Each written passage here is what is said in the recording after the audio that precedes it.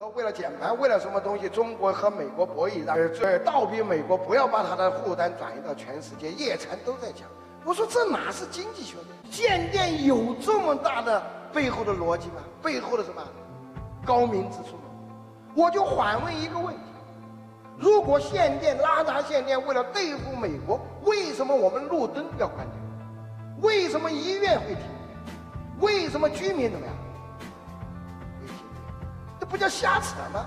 那样倒逼中国的财升级，倒逼对美国进行抵制，你最多也只是工业限电，你怎么会限民用电呢？不符合底层逻辑。而为了节能减排，我们把小煤窑全部关掉了。为了跟澳大利亚斗，我们把澳大利亚的进口煤炭怎么样？合同怎么样？取消了，导致我们中国的煤炭大幅的什么？减少。而你的电72%是火力发电。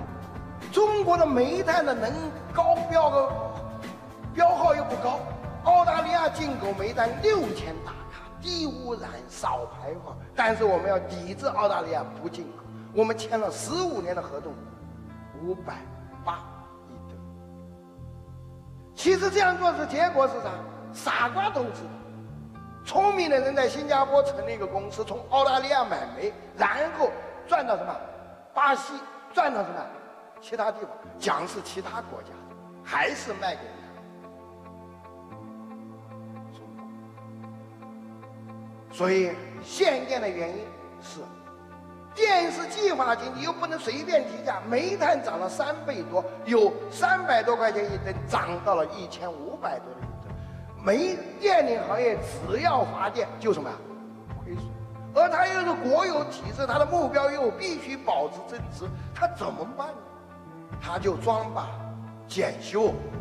我花一度电，我亏2毛多，我干嘛呀？导致全国怎么样？